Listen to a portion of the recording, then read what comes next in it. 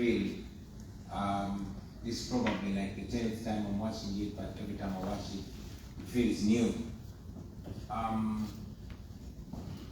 Yeah, what you saw was just, in my view, the film was just about to start. Just after that, we were attacked. That very day is when, like Brother Milton was saying, that's when General Museveni decided that he could not let that happen anymore. That very day, there was an attempt on my life, and my driver was shot. There was gunshot fired at my car, but my driver fell victim and he died instantly. I was later on abducted by the military. It took more than 72 hours when nobody knew where I was. I was tortured gravely. Many other people were killed. And that was just the beginning of the crackdown. Since then, many of our brothers and sisters have been killed. When I was watching that film, I was counting the people that have died. Many of the people that are in that film are not living anymore. Many were killed, and others were abducted. We've never seen them again. And yet we remain strong. We remain unstopped. I'm just glad that I'm here to speak on their behalf. I'm not here as the hero of the film, because I'm not. The real heroes are those unspoken about, ladies and gentlemen, that you see. The men and women who nobody knows, those that have died, those that paid the ultimate price, and those that are still strong and fighting for better. I'm glad that that film was covered. When I first watched that film, I complained to the producers, and this is what I said to them: why did you have to make General Museveni look so good?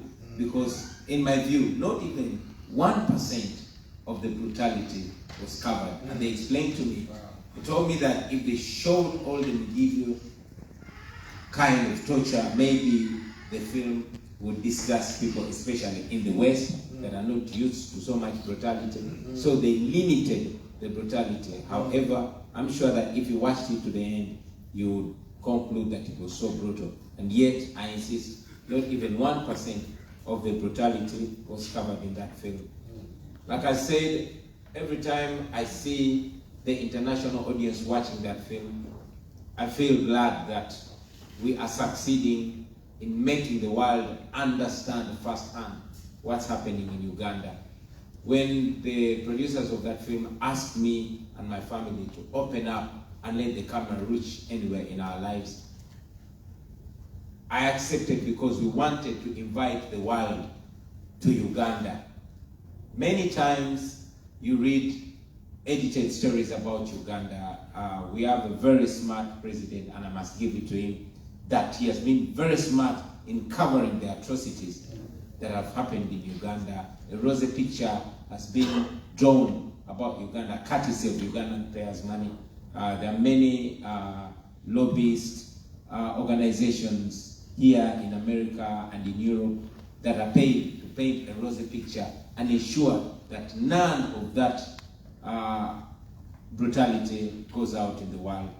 So we are showing this to the world, not because we want you to come and help us. No, but we just want you to help stop sponsoring our death. All that you see happening is courtesy of your taxpayers' money. The United States government gives to the tune of $1 billion to General Museveni's government every year in security collaborations and all that. That's exactly what that money does. Unfortunately, you did not see the brutality because it was about to start in the next maybe 3-5 minutes from where we stopped. But those of you that will be able to see the rest of the film, you'll see what your taxpayers' money is doing. It's buying bullets instead of medicines. It's buying tear gas instead of oxygen. It is being used not to fix hospitals or schools, but to bribe those in the opposition and to ensure that we remain under subjugation forever. The people of Uganda, who are largely young people, are being enslaved in their country. we are having modern day slaves in Uganda. Every day, hundreds of young girls are being shipped into the Arab world. Many of them return dead. Many of them have reported of gross violations upon them. In Uganda, we even have businesses of organ trade where somebody is employed, but they are actually not employed to work, but their organs are being sold. All that is being happening. We have new colonialists in black skins in Africa, and they are being sponsored by the West. So, like I said, we are not here to cry for mercy, but we're here to plead our case and to say that you guys can help stop this. You, the American taxpayers, you at least have the luxury of rights. You are listened to by your leaders. We request you to please reach out to your representatives, your congressmen and women, and ask them to change the policy on Uganda, to stop sponsoring modern day slavery, to stop sponsoring our death. Thank you very much, and I'll be glad to share.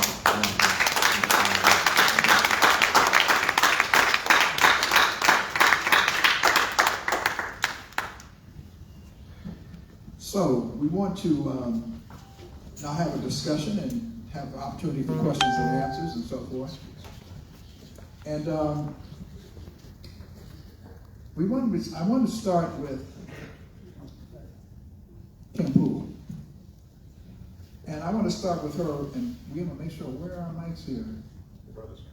Oh, okay, we want to make sure the mics are functioning. The reason why I want to start with Kim Poole, not just because she's the youngest person on the panel, because she's an artist. And she believes, as I believe, and many of us believe, in fact, there was an essay done by Ahmed Sekou Touré who talked about culture and revolution. And by the way, if you, those of us who are African Americans, you see the songs and whatever, if you reflect back on the Black freedom struggle in the South, what was at the base of it? People were inspired by the freedom songs, the freedom snick singers and so forth. Culture is a powerful weapon. One of my dear beloved friends, Hakeem Madhubuti, one of his favorite poems is called Art. He talks about the importance of art. So I wanted to start with you, Sister Kim, by talking to us about your reflections on the film. When I talked to you, you were already familiar with Bobi Wine, and you were familiar with artists all over the continent who are raising their voices through art. So your reflections on the film, but also your thoughts about the power of what you do and the power of art as a part of the Black liberation movement. You have the floor. We shall overcome. That's how it makes me feel. Come on, sing along with me. Yes, there it is. We shall overcome someday. Oh, deep in my heart, I do believe that we shall overcome someday. And listen, that's not just a song. I remember when my 90-year-old grandmother told me that she's 91, and she said, and she sang this song to me. But she's a woman that remembers what it was like to drink from white-only water fountains. This is not a book for her. She remembered having to go to the back of the bus. And it was these kind of songs that sang her way through. And so when I see him singing with the kids, listen, it made my heart cry. Because I have kids right now in Uganda working with the Teaching Artists Institute. I have an 89-year-old elder right now, the only African-American woman in Uganda with citizenship that supports Bobi Wine and was afraid to come here because she said, I can't be seen. I don't know what will happen when I get back home to Uganda. Young people that work with me every day with the Teaching Artists Institute to say, Kim, how do I tell my story using the music? Because I'm afraid if somebody hears me say something louder than a whisper, that I could be one of those people that I heard about. And so when I hear that film, I think about all the people that weren't there, that didn't tell their story, that were afraid to say. And so I appreciate him saying what wasn't being said, speaking on behalf of the speechless. But they have so much to say, and these words, they're in their heads, and they bounce around their thoughts. They're trapping, they're imprisoning them, and they sleep. So their sleep is disrupted at night. They tell me they're having trouble sleeping. They don't see a future for themselves. They're asking me, when are you going to help me come to America? Because I think if I can just get out of Uganda. And I'm saying, listen, I'm trying to get to Uganda. I'm trying to get a passport. What are you saying? I'm looking right now. Which one of my people power partners is going to marry me so I get my Uganda? I understand that art and culture is going to be your power. But when I saw this movie, I was disappointed when I watched a judge sit up under a blonde wig making a decision. I said, what is the culture in Uganda? What does African culture in Uganda look like? What does an African attire look like? What does it look like when I sing Ugandan songs? At least he's captured that much, but there's so much more. So really, honestly, the possibility, all those young people, culture is fluid. It continues to change. It's not just promoting and preserving the traditions of yesterday. It's also imagining what is coming next. Artists help us to define reality. They inspire us, and he's done that. I saw that in the movie, and we're ready to stand beside him, not just artists in Uganda, not just Bobby Wine, but he's the beginning of what will happen across the continent. We're looking at Mali, we're looking at Niger. It's the end of our era, and we have to be prepared, not because it's not coming, it is coming. We need to be prepared to make sure that we are better than our predecessors. Because like he said, there are new colonizers with black skin that look just like you. When you don't know who's your brother or who's your kinfolk, because inside their mind and inside their heart, they're European. They're the colonizer. And the question becomes, how do we train young people to think with the Pan-Africanist mind of Nyerere? How do we change their minds and their hearts? It's the art and it's the culture that's going to connect and reach them. And so we stand here in partnership. All right.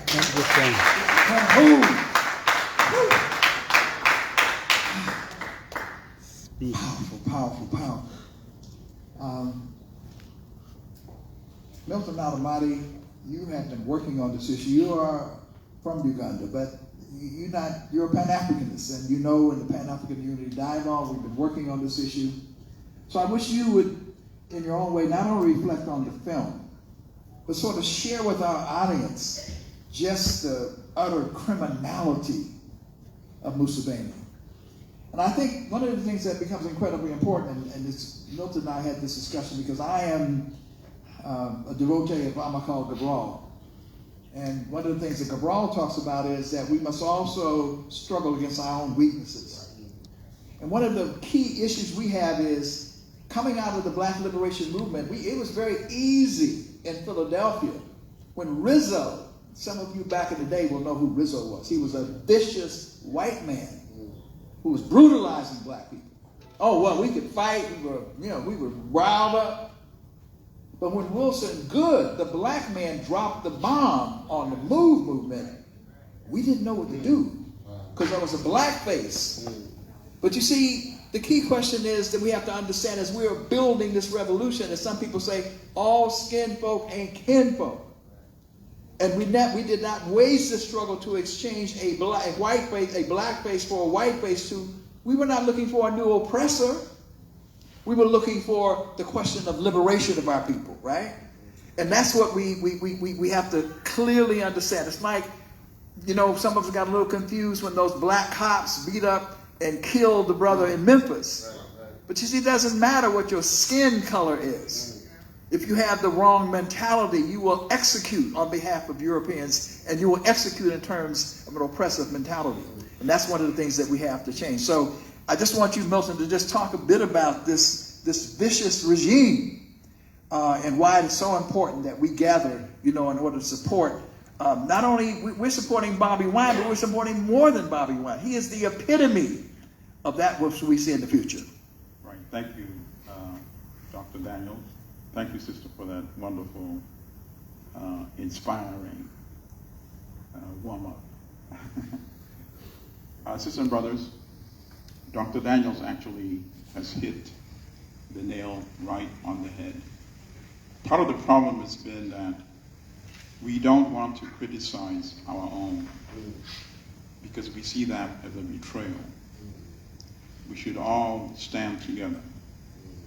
But we can't all stand together when some of our own have been the worst betrayers. Who killed Thomas Sankara?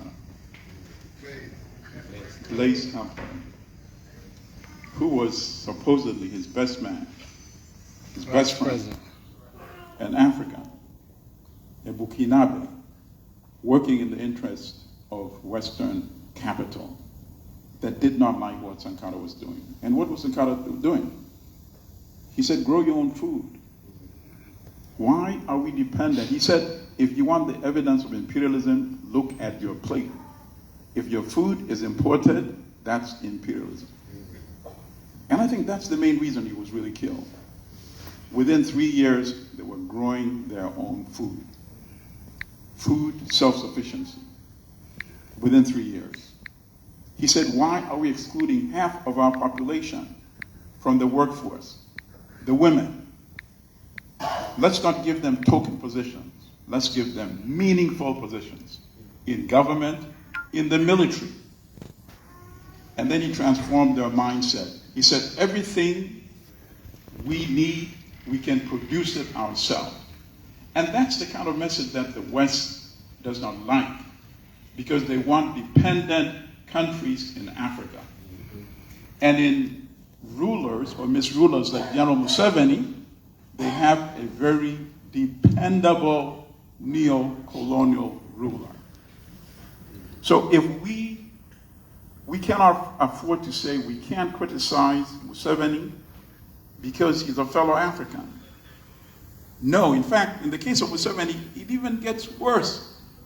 He was once interviewed by a magazine called Atlantic Monthly. And you won't believe what he said, but it's in print, so you can go look it up. September 1994 issue. It's been around so long, it's been around 37 years. That's why I'm pulling back something from 1994. He said, I've never blamed the white man for colonizing Africa. I've never blamed the white man for enslaving Africans. If you're a fool, you should be taken as slave. That is the kind of mindset that they have been supporting to rule an African country, destroy an African country, destroy the hopes of the youth of an African country for 37 years. Look at the contrast. In the Congo, Patrice Lumumba, a nationalist Pan-African, was allowed, even though he was elected democratically, to be in power for 3 months, from June 1960 to September, overthrown by Mobutu, backed by the CIA and Belgian intelligence and British intelligence. Mobutu, who replaced him, who destroyed the country, who had him brutally murdered, his body cut up, dissolved in sulfuric acid, if you didn't know, because they didn't even want him to be buried properly, so people could go and celebrate him. Mobutu was maintained in power for 37 years. The same thing we have in Uganda, a reactionary, an anti-African African. I just told you in the magazine. And he practices what he preaches. You only saw a small sample in this film. And Brother Bobby Wine is right. Those were the most sanitized parts of what has been going on in Uganda.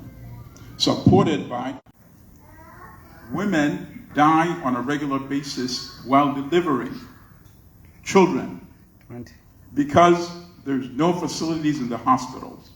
There was a recent story about a woman who died because she was denied entrance to the hospital.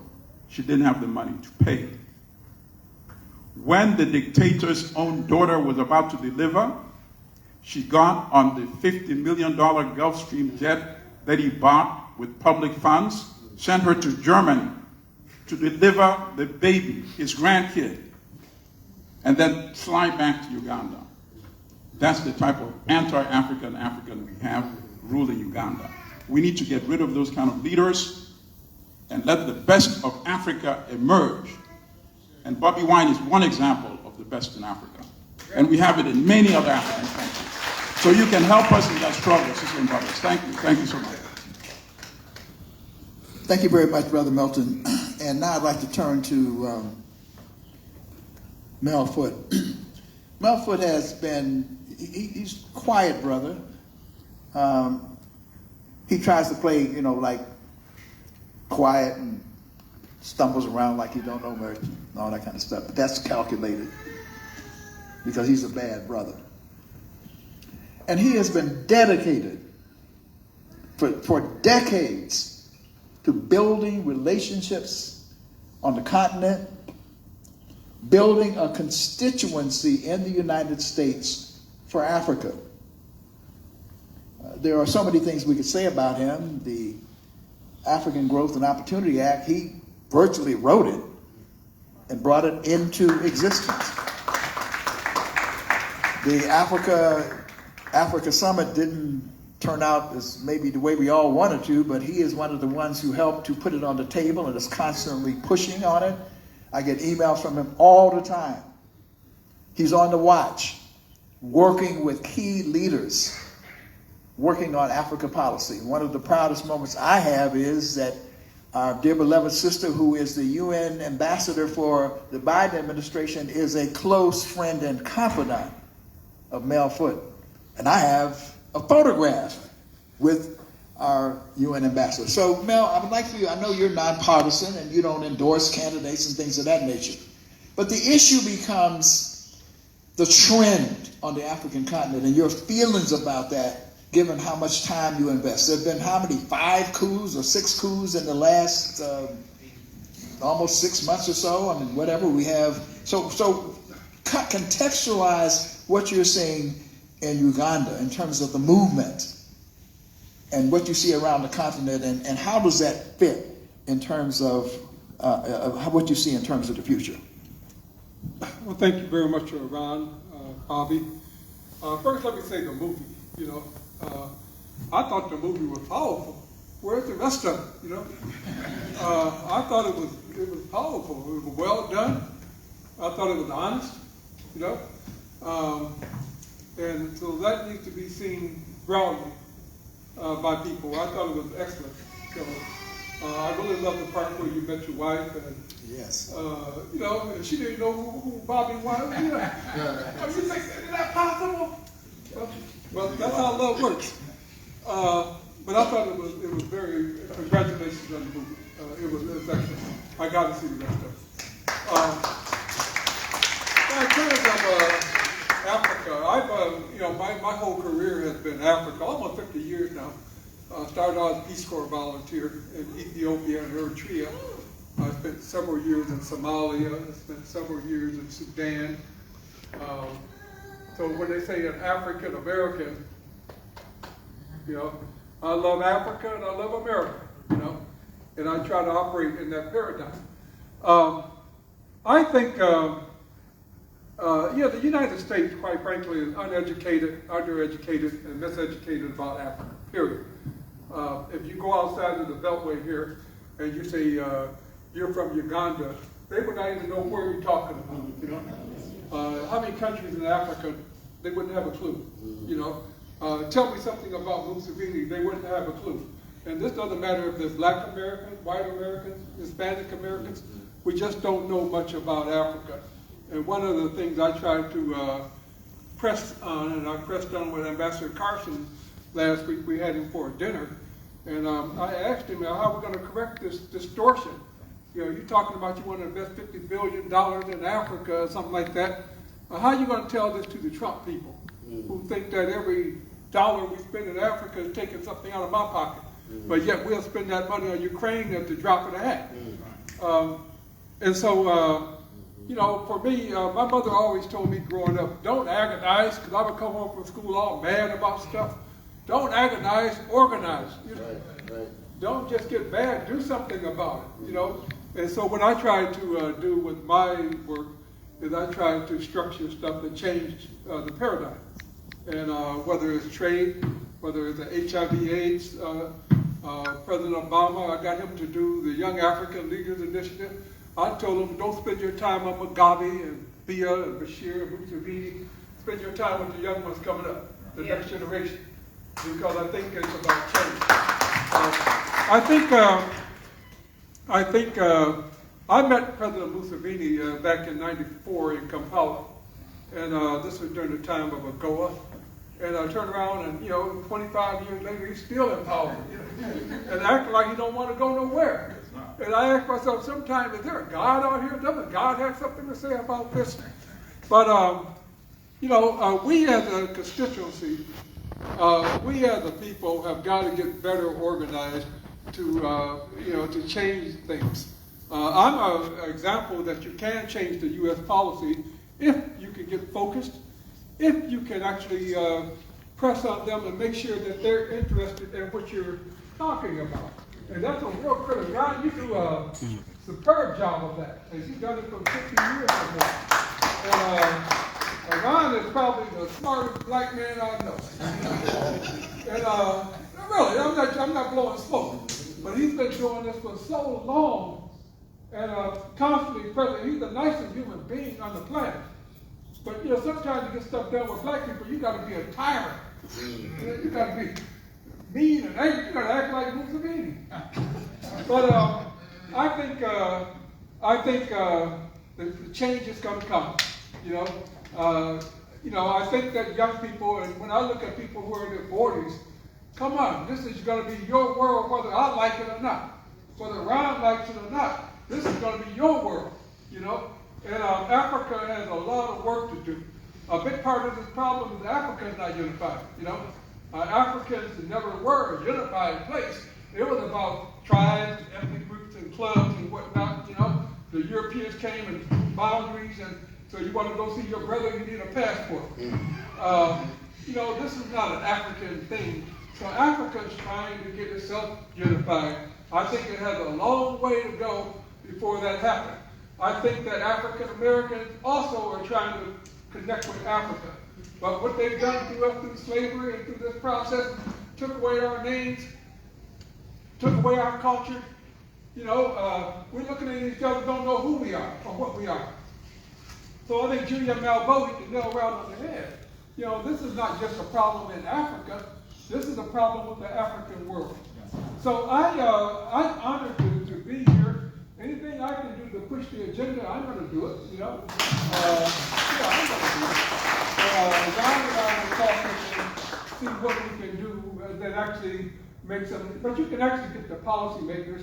They don't buy this. Most of these people in Congress, a lot of people think because you're in Congress, that means you must be smart. I've seen some of the dumbest people I've ever met in this country sitting up there on the hill.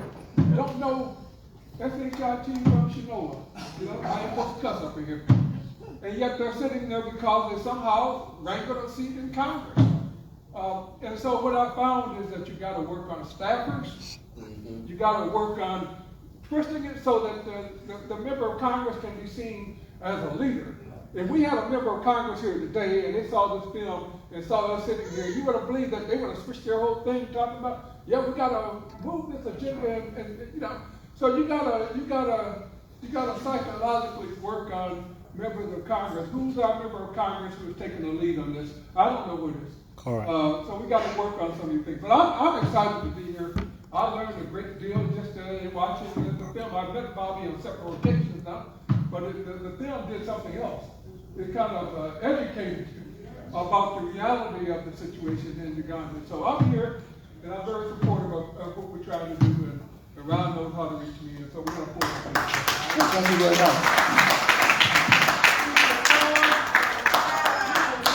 Our power. People power. All right. Well, we're gonna take some questions and or comments from the audience now. And I just want to say a couple of other things. I miss one of our great leaders in Black America and globally, one of the great thought leaders, particularly on the issue of reparations, but much more. In fact, we got 3 different things happening coming up. We're doing this event tonight, and got a special thing on Haiti coming up on Saturday. But on tomorrow, we'll be talking about H.R. 40. The bill, not only to study, but the bill to study and develop reparations proposals for African Americans. So I referenced our dear beloved sister Nkechi Taifa, who's been on reparations forever and done a great job with it. And also drug policy. I mean, she has done so much in so many different areas. But we also have in the audience Cam Howard, who is the executive director of Reparations United, former co-chair of the CODA. Cam Howard is with us today as well. So now what I want to do now, and by the way, I had a very interesting, I'm always, whenever I'm in the Ubers and so forth, you know, I'm always trying to figure out the accents and that, talking to people. And it's very interesting. That's one of the, I bumped into somebody who knew Kim Hu when I was on the Uber. I had 2 Ethiopians today, so I was talking about the crisis in Ethiopia. And then yesterday, I was with a brother. I think he's still in the audience. I want him to raise his hand. He may have eased out already. And so he was like on fire because he's trying to engage building these bridges of economic opportunity among African Americans and Africans. And he was talking about Sierra Leone. I told him I know Ambassador Sadiq Y. But also Raleigh Kimbrough is in the audience. And Raleigh Kimbrough is a global entrepreneur. He's doing big, he's doing work all over. Raleigh is still in the room. Anyway, Raleigh is a member of this church and he does great work. But it's a Brother Thomas. Brother Thomas, you still in the audience? I think he may have just left. But anyway, he was in the Uber and I said, brother, what you doing? What's your, I said, is this your main gig? And he said, well, no, I'm just buying time. I'm investing in Africa. So I definitely want to connect him because there's people like that we really want to connect because his mind is in the right place, you know, and so we want to make those kind of connections as well. So what we want to do now is I'll grab the mic and scoot around the audience. If there are people who have comments, people who have questions, and I want to tell you in advance what my ask is going to be. Because tell no lies, claim no easy victories. We expected this space to be packed tonight. So I'm disappointed that we don't have a larger audience tonight. But that does not deter me at all. Because I know, having seen this, that all of you are going to join with us. Because we're going to do another screening, right? And we're going to put our heads together and we're going to organize. And because people need to see this film. They need to see it. Right? They need to see it. And so we're going to organize, and I'm relentless in that regard. I come time and time again. So I'm going to grab my mic. I see Sister Taifa, but I saw my brother here first. So I'm going to scoot around. And Milton, you kind of keep the stack for me, okay? By that I mean who's first and whatever. Yes, sir. Hello, my name is Brother Che. And the scripture says, call those things that be not as though they were. So I'll address you as Mr. President.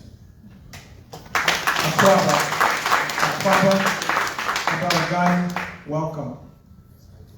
I saw that film probably a couple years ago on PBS, but it's a fascinating film, and that's what introduced me to President Wine. And I just say it's an honor to just meet you and just be here in the same space as you. I also want to say that we should be careful with the language of the oppressor. Now, I heard the word coup mentioned earlier tonight, but you never heard of the American coup. You heard of the American Revolution. The difference between a coup and a revolution is when the French or the Americans, like what Mobutu did, take out a great man for your personal gain and for your oppressor. What these young brothers are doing in Niger, in Guinea, and they are sitting down evil men that worked for Europe, for the people, and their mind and their hearts are for the people like yours is. And that's why I love you, and I wish you all the best.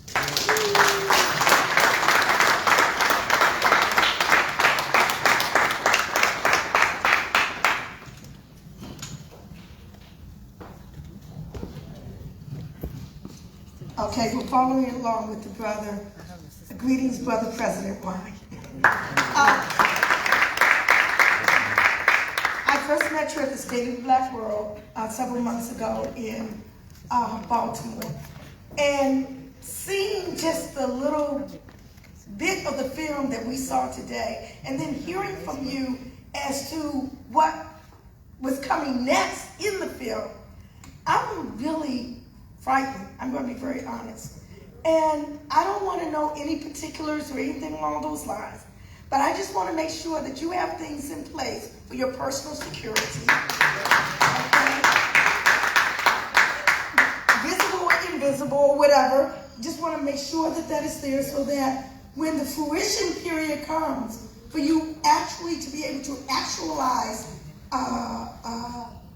that position as president, that you will be able to do so. And so I just want to say that because we love, honor, and respect you. Okay? And we need you to continue doing what you need to be doing without falling victim to what so many others of our young revolutionaries who have aspired to, so I'm just going to end it at that. Thank you. So let me also continue as Mr. President as well. So we're going to claim that tonight right here in D.C. that we're in the presence of the next president of Uganda. I also had the pleasure of meeting you in Baltimore at the State of the Black Union address, and you talked about the brutality and atrocities that we didn't see in the film, and that it's up to us to be able to deliver this message to political leaders and to the American public that this is what their taxpayer dollars are funding. I know that the Africa Summit, Biden committed certain number of billions of dollars, not only for aid, but also for security purposes in Africa, which means propping up these illegal military governments like that's in Uganda. We need to, in our effort to work on behalf of the youth of Uganda, the people of Uganda, a document, a fact sheet that identifies and details the atrocities in writing that we can use as we go and interact and lead with these political leaders. And so they will say, we can say, you have the proof right here. It's not just what we're telling them. And so I think that is something that we need in order to move forward in our mission to help Africa rise. Thank you very much. Let me just say, and I'm coming over here, just FYI, we did have a meeting, Mel, with the person, Congressman Meeks wanted to meet with Bobby Wine. He was trying to, you know how it is, how difficult it is. But Congressman Meeks is the Congressional Black Caucus member who was the ranking, was the chair of the House Foreign Relations Committee. That is the powerful committee that deals with these global issues. He's now the ranking member, and he's on it. He is supportive of it. He's a dear friend of mine. I can pick up the phone and call him, and I have, and talk to him about this issue. And the person who is in charge of dealing with these questions at the staff level, and you know how that works. We spent an hour and a half today with that person. And I must say it was a very productive meeting. And there is a document that begins to do this. And Milton, you've done these fact sheets before. So we are going to do, Cam, exactly what you said. We're going to produce a fact sheet so that we have all and basically 2 pages or whatever. We'll have that information. Our Commandante, Don Rojas, who's with the Director of Communications and Information for and International Relations for IBW, is here, and we'll make sure we post it on the website, and we will share it around so that, because a part of this is just the beginning. We'll come back here, but we have made a commitment to go to Cam, and you can help us when we co-host him in Chicago. And we will go to Rainbow Push with Reverend Jesse Jackson and meet there. And we'll be going, to the National Action Network in New York. We are going to build a powerful movement in this country for the new president. We're going to do that. Panelists, thank you so much for being here this evening. Special thank you, President Bobby Wine. This is more of a question. When I think of your campaign movement, it reminds me of Robert Nesta Marley, Bob Marley. And I think what your campaign movement represents at the intersection of music, particularly African music and activism, is something huge. What advice or what comments would you have for anyone who wants to mix is break into the music industry and not have capitalism be the wind behind that head? What advice would you have for folks?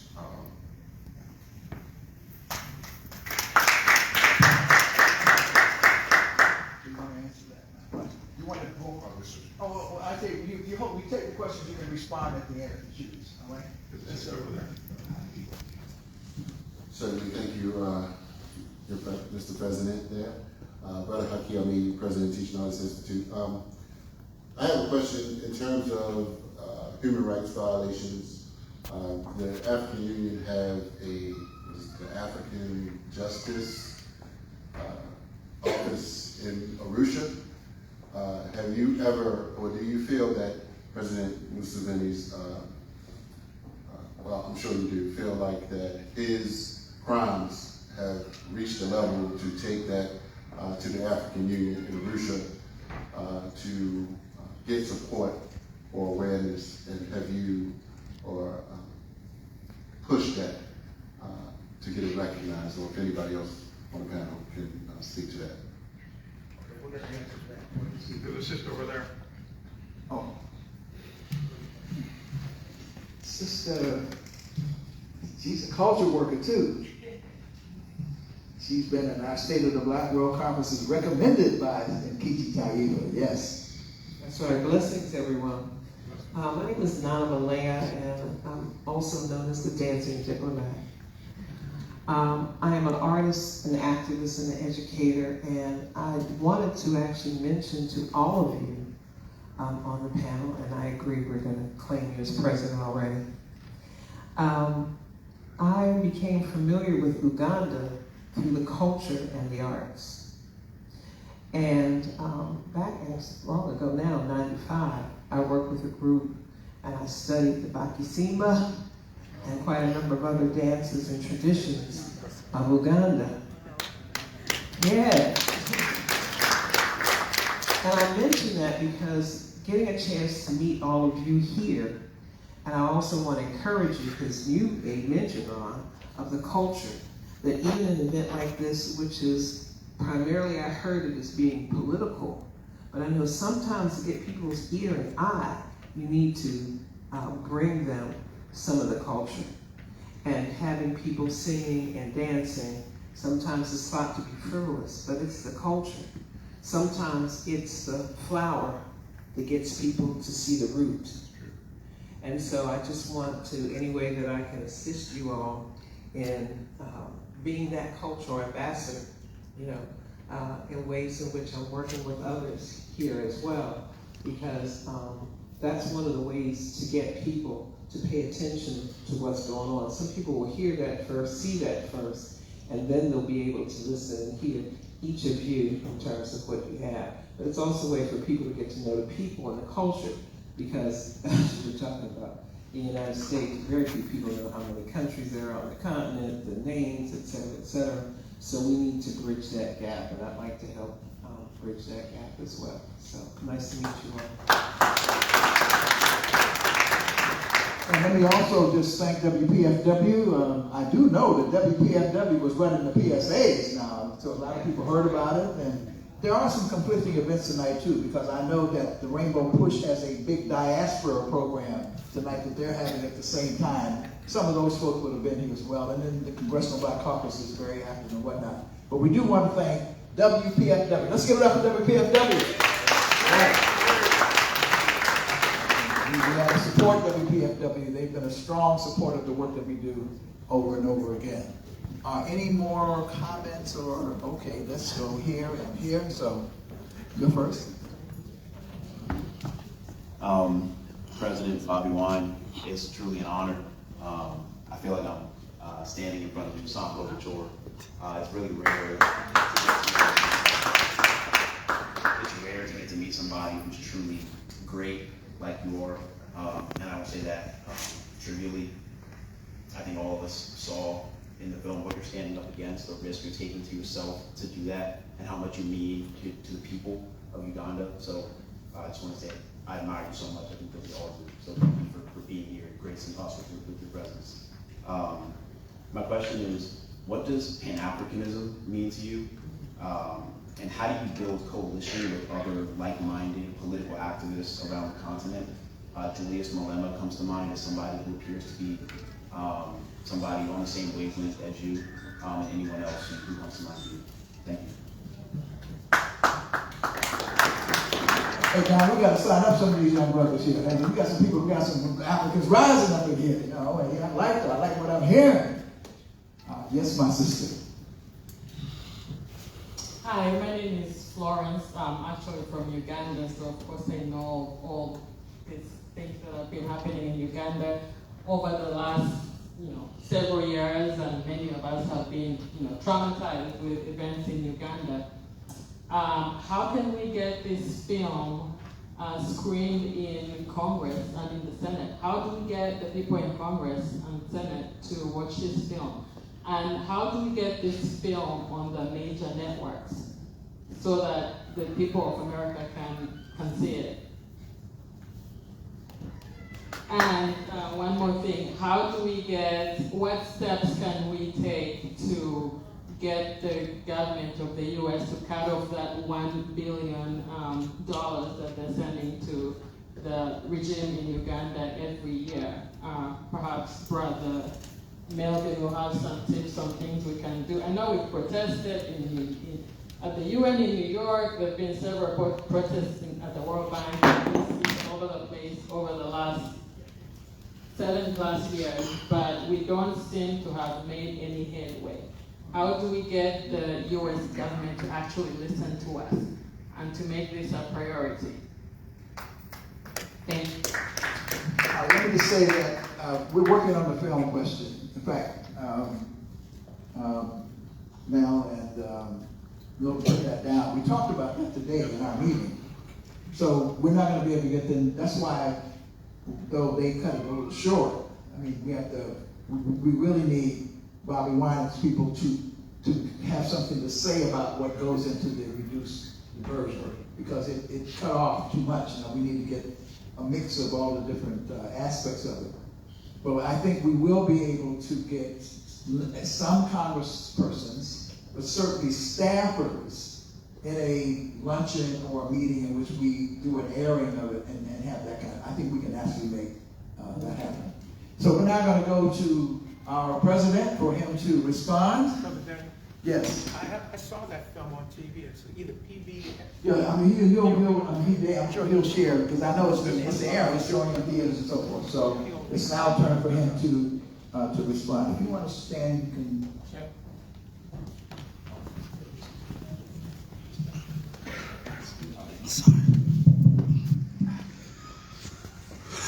Thank you. Thank you very much, ladies and gentlemen. I feel honored by the reception, and I take the honor and I report back to the people of Uganda that indeed, in America, people refer to me exactly how the people meant it. But I must also mention that it was not, and it is not an end in itself, just me being president, because it's not about me being president. Even if I don't become president, we just want to be free. We just want to see that freedom in our lifetime. I was only 4 years when General Museveni took power in 1986. I'm almost a grandfather now. So we just want to see that freedom in our lifetime, regardless of whether or not I become president. I think it's very important to make it clear that our aspiration is to be free. And I'm just leading the charge right now. I don't know how long I'm going to be able to be at the front of it, but we just want to be free in our lifetime. And we will be free.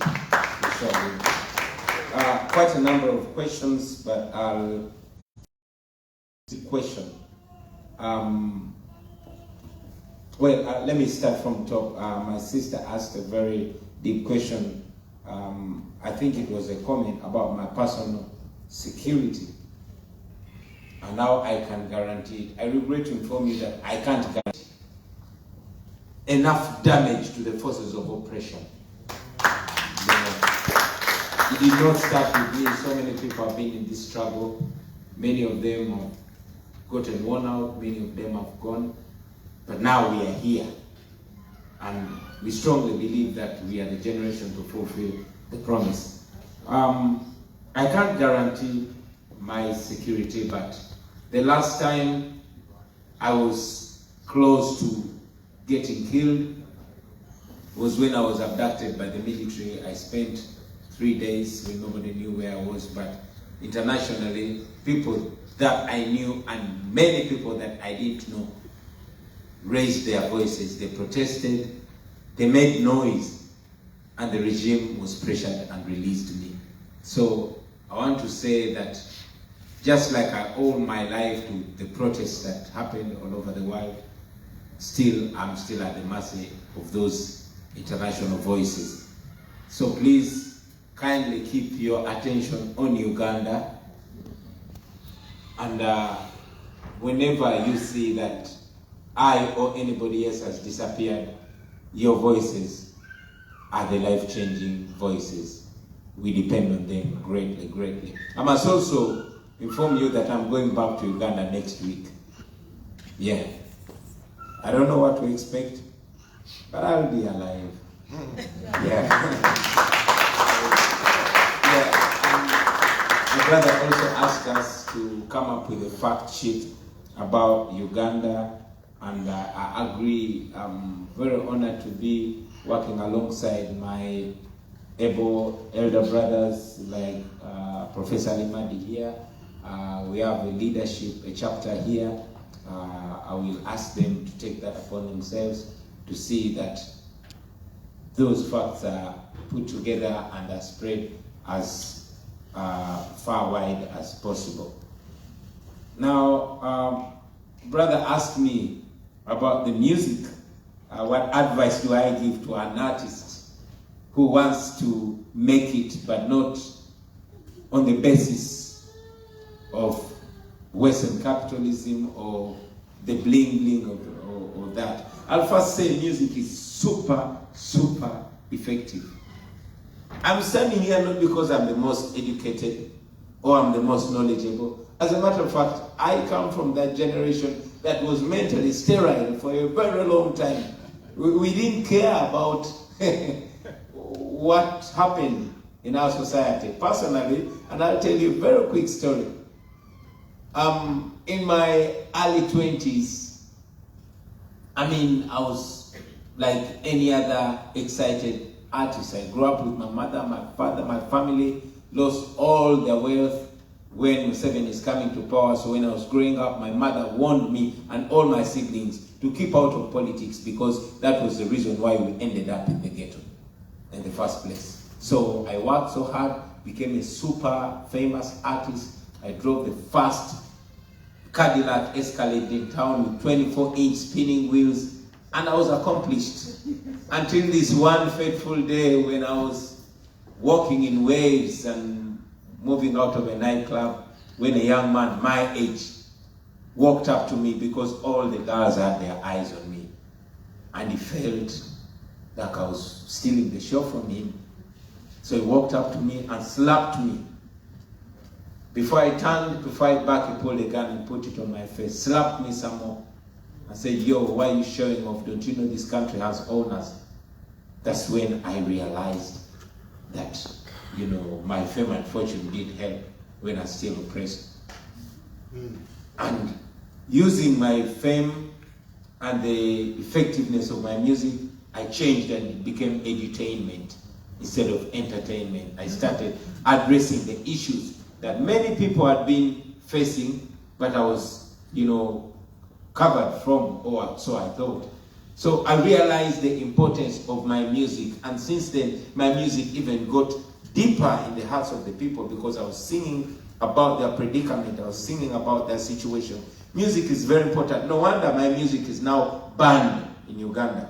My name is banned in Uganda. My music cannot play on TV. or on radio, and if you're caught playing my music, you risk your life. But guess what? My music is still the most popular music in Uganda. So music is powerful. Now, to answer your question, what's my advice to an artist that wants to rise up but from the depth of his soul? I'll say, stay real. Keep real and keep true. Because when you sing the truth, actually that's when you get the real fans. Those that identify with you, they might come slow, but every fan that you get will be an ardent fan forever. You will grow with those people. I've been able to grow with those fans. We breathe the same air even before we meet, because we are looking at something bigger than ourselves. This music is just an element that brings us together. So, sticking to what's right, speaking the truth and representing the truth and the reality, in my view and in my experience as an artist, is unbeatable.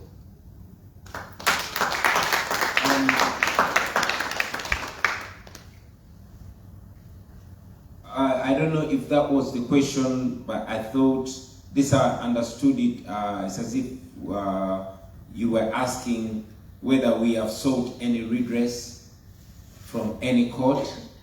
Was that the question? Yes. In Uganda, General Museveni is a god, for lack of a better word. He has the parliament in his pocket. He has the courts of law in his pocket. He is the law, and the law is him. His son will make a pronouncement, no matter how illegal it is, and it will be taken by the courts and by all people. So we don't expect any justice in Uganda. However, we went ahead and we petitioned the International Criminal Court.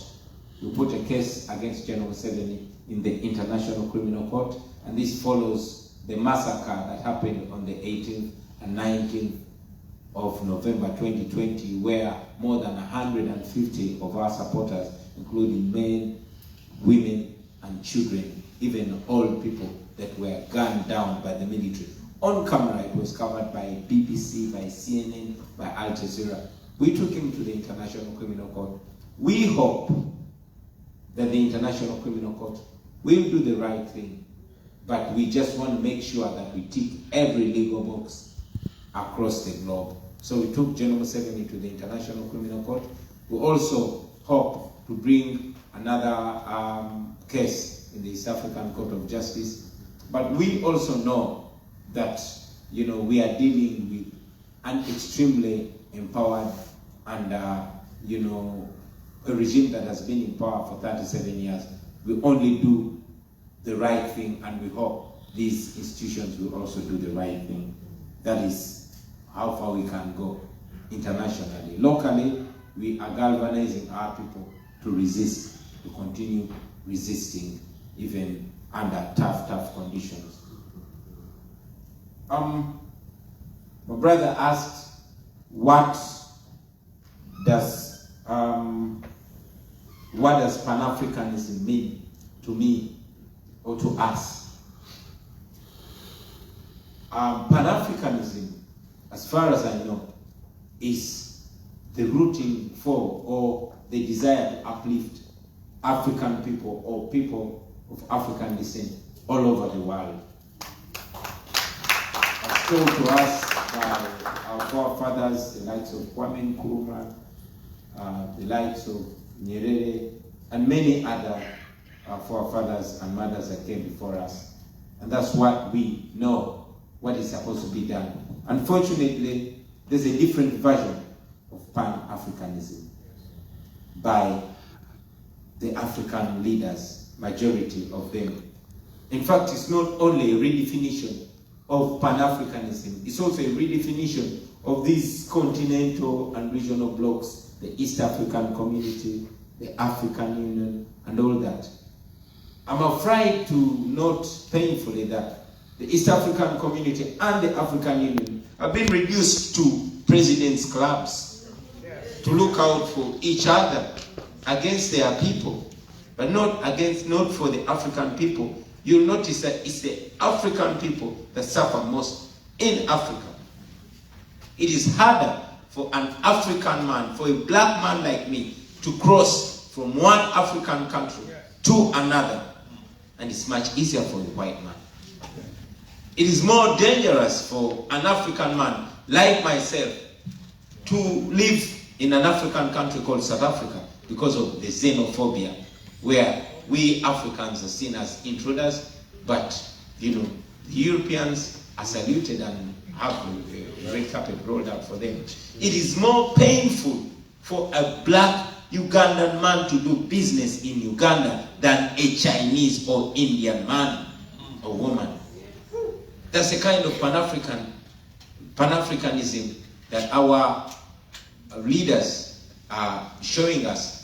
I mean, recently when we had the COVID pandemic and we had our black brothers and sisters in countries like China segregated and blocked from housing.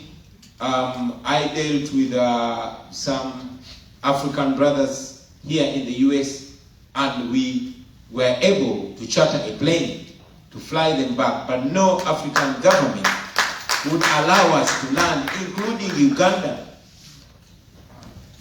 You know, so that's the kind of Pan-Africanism that we are having. We are being mortgaged. You know, what is African to the leaders of Africa? Majority of the leaders is the resources, not the people. So, according to me, I believe that Pan-Africanism should be the upliftment of the African people, not African leaders. You know, it should be about the people. And not only Pan-Africanism, but even the regional and continental blocks, they should be about the people, bringing the people together and looking out for the people, the populations, and not the leaders. Unfortunately, it is the leaders and not the people. We, the people, are seen as... Let me reserve that.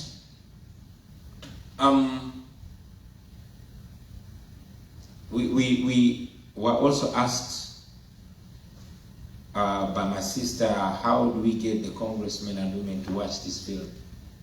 I don't know. I don't know. We're trying as much as possible. This morning, I flew from LA to here because there was an opportunity to speak to this crowd, however small it is, and we make every effort to ensure that anybody, not only the congressmen and women, but you, the voters, we make sure that you see this, because if you see this film, maybe you'll make an effort to see that another person sees it, and you'll have reason when something happens in Uganda or in any other country in Africa to raise your voice. And I must say that Uganda is just a case study, ladies and gentlemen. Do not reduce this only to Uganda. We are only a case study. And because maybe I'm a popular artist and there's that aura of cameras that come to me, but just recently in Zimbabwe, there was an election. And what happened in Uganda exactly happened in Zimbabwe. Unfortunately, they don't have the opportunity that I have. We have our brothers in Eritrea. We have our brothers in many other parts of Africa. The same pain that we go through. So I hope what I'm saying here is not only representative of the people in Uganda alone, but all marginalized people in Africa and all the black world all over the world, and also other marginalized places like in South America and many other places. I hope my words represent them, because it would be very selfish for me to limit this plight to only Uganda. Our people are suffering all over the world. And finally, the same sister asked, how do we get the US government to listen? Well, the US government will listen to you if you pressure it. Some Jamaican singer said, if you don't stand up, nobody's going to see you. If you don't yell, nobody's going to hear you. So, speak up, and speak up some more.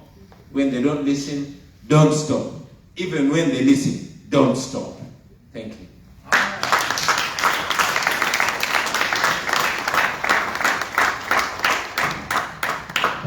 parade. And so, as I told you, you are witnessing the next president of the president will assume this position. And I want to close, and we're going to find an inspirational way of closing. I don't know whether we'll. What did they? You were in the film. They were asking you to do improvise a quick one, and then you got Sister Kim over there. I don't know what we might have to figure out how we're gonna knock it out at the end. Right? So, but I do, on a very sober note, want to say the following things. Number one, it's not hard. It's not easy to be a revolutionary and maintain a family. It's very difficult. During the course of the Black freedom struggle in the 60s and 70s, that was one of the key questions. A lot of families got split up because it was just hard, the pressure, if you will. And so, and I say this with all humility, I've been on this struggle for many, many years. I'm just 81 years old now, going towards 82.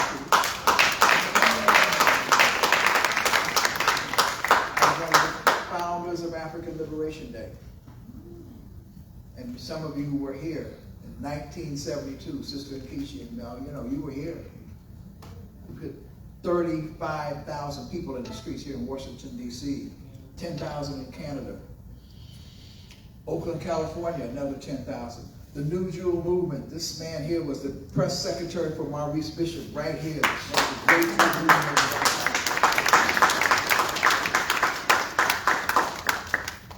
We did that because we were committed to the liberation of Africa. We were young Pan-Africanists fighting for the liberation of Africa. And I shall never forget, the reason why we did that was because we went to the OAU and we had an experience in which we were chastised appropriately because we were in there hot stuff and whatever. And they said, well, what is this Pan-Africanism? We don't see you doing that, frankly. And we took up that challenge. But because we did, there were so many movements that sprang out of African Liberation Day. The Free South Africa movement, led by people like Randall Robinson and others who went to the South African embassy, Congressman Fauntleroy and our sister with the, helped me out with the commission, thinking Mary Frances Berry and others. So we have some skin in the game. I am an ardent Pan-Africanist, but let me just also address your question. There is Pan-African, even when Pan-Africanism was conceived, there was a struggle around it. Because there were some people who just wanted it to be cosmetic.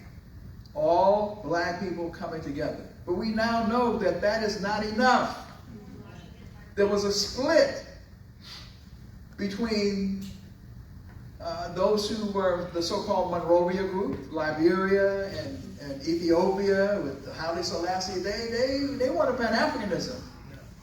But they did not want a Pan-Africanism that was really going to be for the people. They were nervous. In fact, they put into the OAU charter the non-intervention into the affairs of another country because they did not want anybody to mess with the fact that they were in power. But you then had the Casablanca group. That's where Nyeri and Sekou Touré and Kwame Touré, they were in that group. And Nkrumah. So what we're talking about is progressive Pan-Africanism. Progressive Pan-Africanism is exactly what Bobby Wine talked about. It is a Pan-Africanism that is about the total transformation of African people, the liberation of the African mind, and the capturing and the utilization of African resources for the development of African people. That's what it's about. And I don't spare. We have too many handkerchief-head African leaders who are self-aggrandizing. Yes. They're giving the resources of Africa away, and they are parking their money. I mean, Mobutu had what, about $500 million parked somewhere? Right. Museveni probably got $1 billion. I mean, come on. So we're talking about progressive Pan-Africanism. The other thing I wanted to say is that it was that family, your family, but the way in which you see yourself, It's a partnership, working together. And by the way, this is about, I do mean partnership, because we also have to address in our own communities very often the question of patriarchy and paternalism, where women are relegated to being in a second place position. We cannot have that. Not in the new African world. We have to have partnership. And the other thing I want to say, if you want to talk about, there is no guarantee. We cannot guarantee, and he is in danger. I'm a prayerful man. I pray for this brother. I talk to Milton, I say, oh my God, look what he just said. Man, I feel a lot.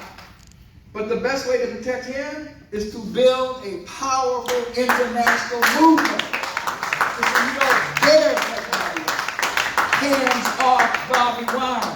Hands off our president. That's how we do it. Because then the international community will think twice. And not only that, the real deal here is not only does he have to be concerned about the European imperialists, he also has to be concerned about these leaders who see him as a threat. Because if, in fact, Museveni goes, they know that in their own communities, there are people are rising up to challenge them as well. Yes. So they are also plotting and scheming and trembling. Yes. And they need to tremble. Because they need to go. They need to get out of the way so that Africa can breathe. So our takeaway is we are going to move on a number of different issues. I'm glad my brother is passing around the sheet. He's a good organizer. He's been well trained, because we didn't think about that. We'll get a copy of it, because we're going to be calling on people, because there are a number of things that we will be working on to build this movement. So I want to, in fact, thank you all profoundly for coming out, because you could have been doing many, many other things. And to me, I never ever really worry about how many people come. I really don't.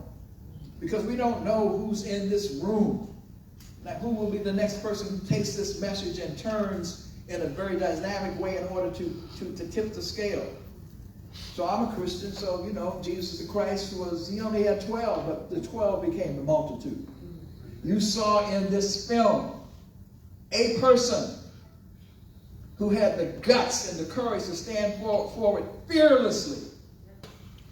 And when you see these images of thousands and thousands and thousands and thousands of young people, 2 weeks ago, it says that when you have the courage and the vision, then people will follow. So I'm not deterred. We're gonna move forward. We're gonna build on this. We're gonna help bring Bobby Wine across the country. We're gonna be interfacing with the faith leaders, labor leaders.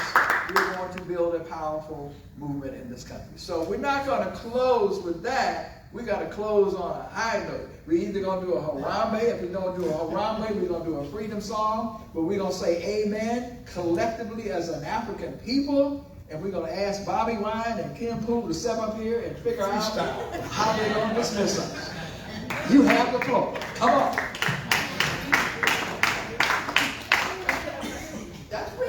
Thank you very much. I must recognize the presence of our local leader, the leader of our chapter, Dr. Daniel Choma.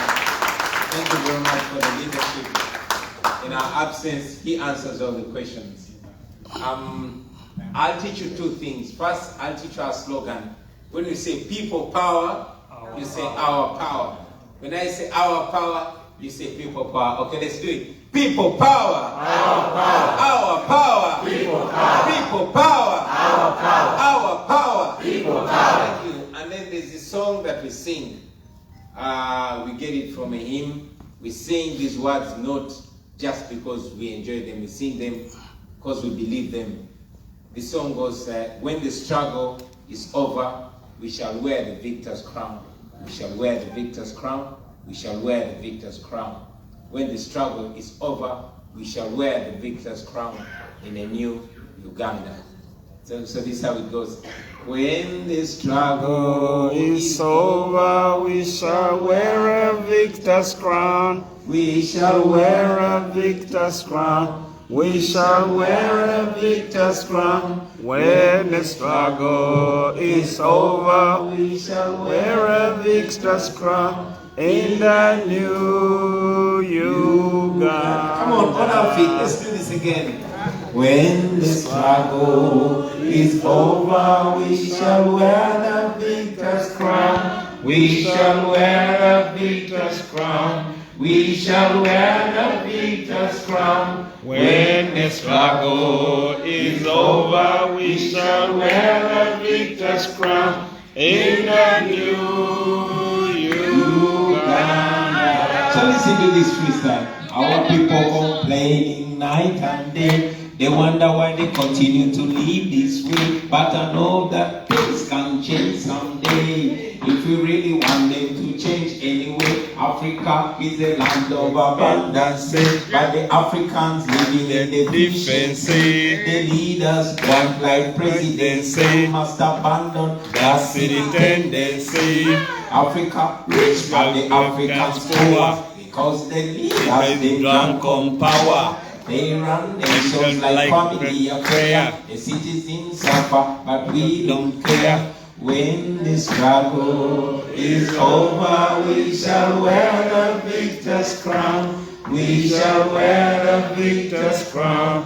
We shall wear the victor's crown. When the struggle is over, we shall wear the victor's crown. In the new Uganda. People power! Our power! People power! Thank you very much.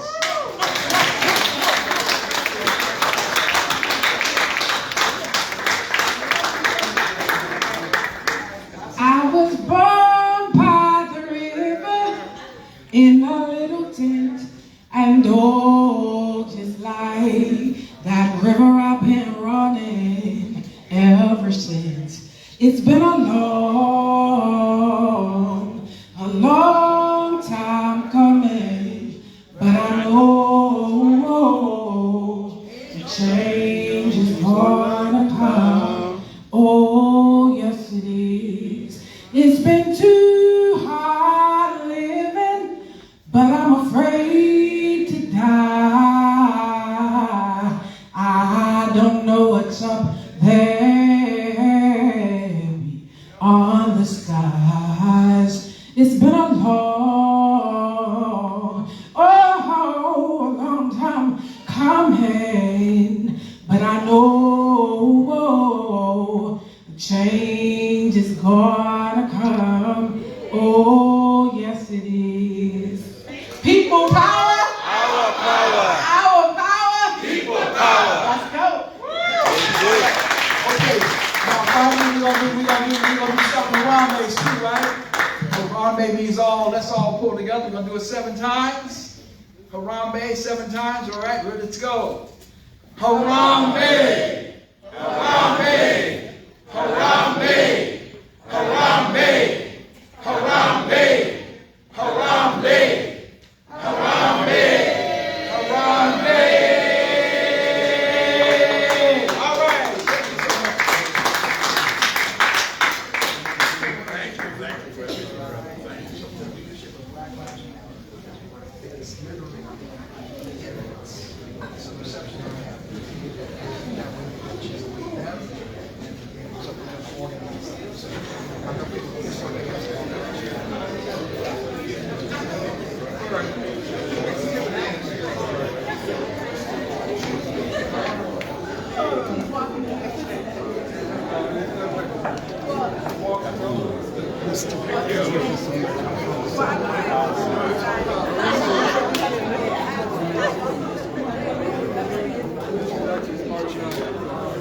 Are we going? Yes, like myself. I am. How you doing? Yes. Oh, what part?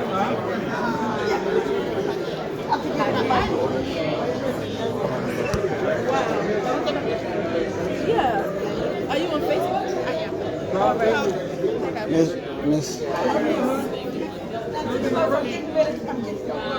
Oh, y'all here. We're going to be connected on WhatsApp.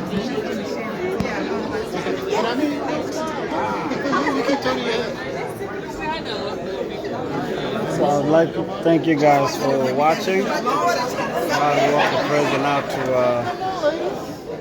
Thank you so very much. President. people.